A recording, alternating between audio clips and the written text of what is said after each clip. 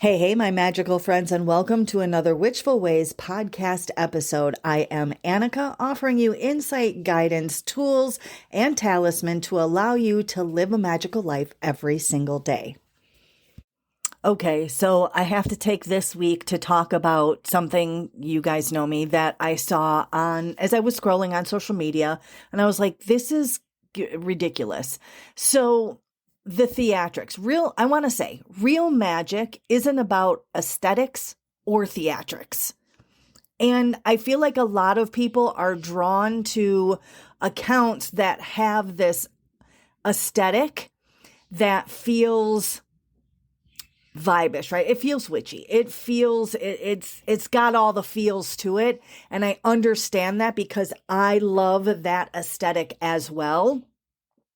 But I'm all good with that. Like in my Etsy shop, I have, decor and stuff that goes with that because again, I feel that it's just something that you either like or you don't, right? And I just happen to like that witchy aesthetic.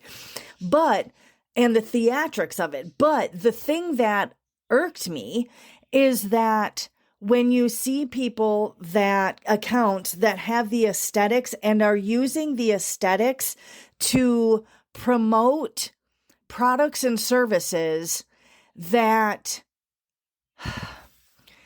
when you dive into them and start looking at them, are nothing more than Google searches and surface like information, and it's high buck. And I understand everybody has the right to be able to make money online. Like that's how I make my living, right? I make money online, but I don't take advantage of people.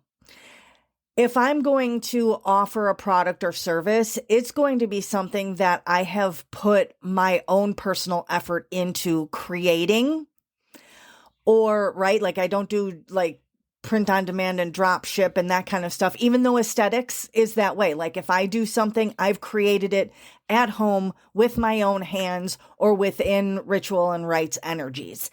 So when I see the big accounts that or I shouldn't even say big accounts, but accounts on social media, and I'm not going to name any specific names or anything because there are many of them, but they put in the theatrics of things to have a ritual offering that costs people $100 or more.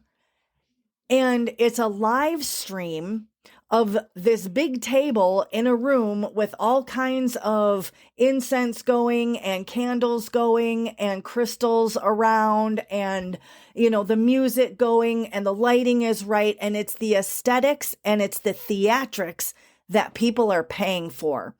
Because when you get into real magic, let's talk about real magic. It's about learning to master the elements and using their energetic principles along with science and psychology to transform from within so that you can transform the without, right?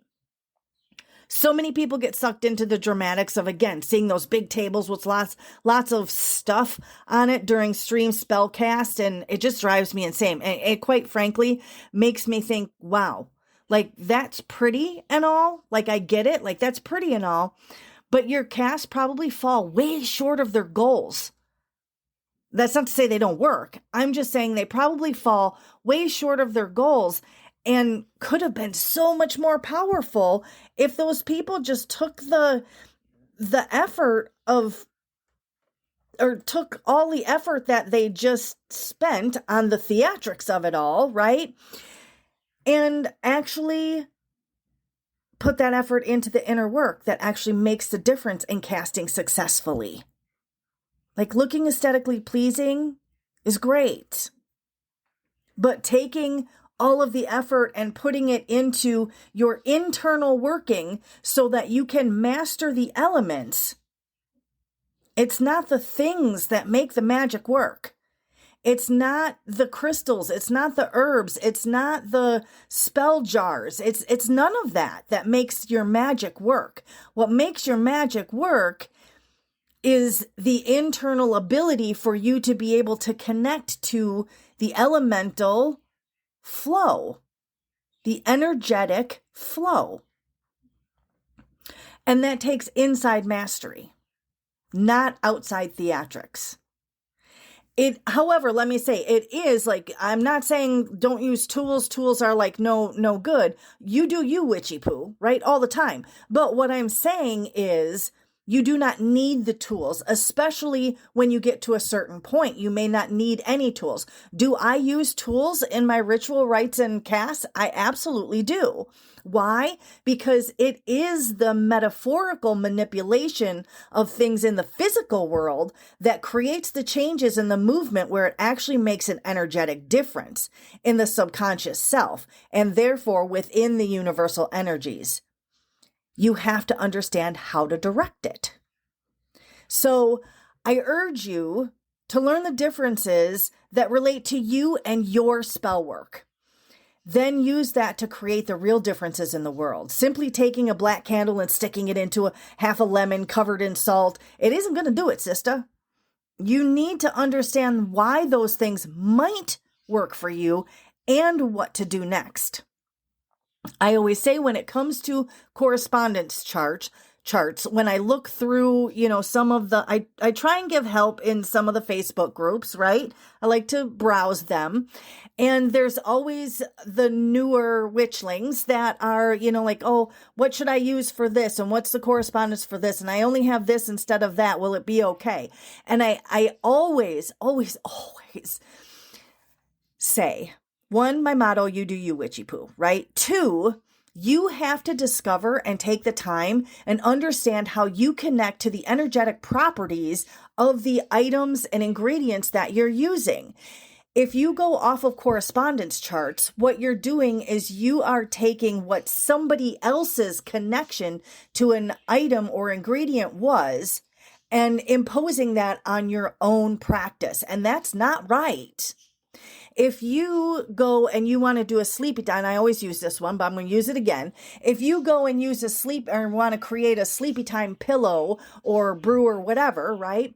And you go for the lavender because that's what's in the correspondence charts, right? Lavender is going to be about tranquility and calmness and sleeping and all that, right? That kind of stuff. But if you don't like the smell of lavender, it is not going to bring that connection for you.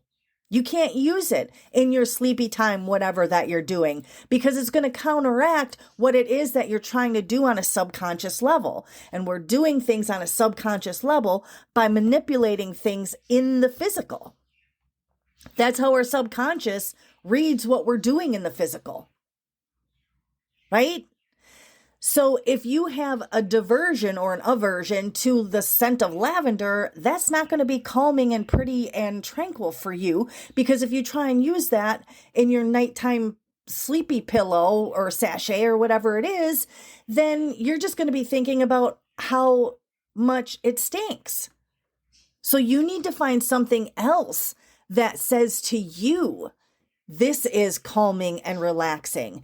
It might be the smell of burnt wood, right? Because as a youngster, that's what grandma's house smelled like. And you relate that to calm because she was always so loving and brought calmness to you. So then you need to be using the smell of burnt wood in your practice to be correlating that. So you have to go through and understand what your own connections to your ingredients and your tools are.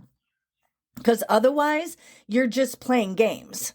You're just playing make-believe, because your subconscious is automatically going to be rejecting what you are consciously attempting to do because you're going against yourself. Okay? So we don't need more theatrics and witchy looks, although, again, I love it too. I get it. Like, I have the things, but those things aren't what creates the magic. Having more things on a table doesn't bring more energy if that person isn't utilizing their internal intuition to know what it is and how to use all those items that are on there. You don't need a whole lot, right? Like, you really don't need a whole lot. We like to have all the tools and the rocks and the bottles and all of that good stuff, right? But we don't need that. In the beginning, you need to focus. What are tools for? Tools are used for focal points. It's for, again, your conscious to be able to be doing something, to be talking to your subconscious so your subconscious can understand, because subconscious doesn't understand language, so that your subconscious can understand what it is that you're attempting to do and can mold together and then work with the universal flow. So just having more stuff doesn't make it more better. Okay? So please make sure that you take the time to learn, really research. And that doesn't mean just a simple Google search. Research what your connections are and your correspondences, and do the work that comes with the responsibility of energetic manipulation. Please. And on the back end, and the last thing is, make sure that you are really connected to and understanding the energy that's being worked in live stream casts and things like that. Again, not to say they don't work, not to say that every practitioner is not doing their due diligence, but just make sure that you are aware and conscious and smart about who you allow to be working within your magical energies. And lastly, be sure to head over to the website at witchfulways.com so that you can grab all of your freebies off of the website there, as well as join my private Facebook group if you're on the Book of Faces. And you can check out all of the handmade tools and talisman that I have available in my shop as well. Have a wonderfully magical rest of your day. Thank you for joining me for another episode, and we will see you next week.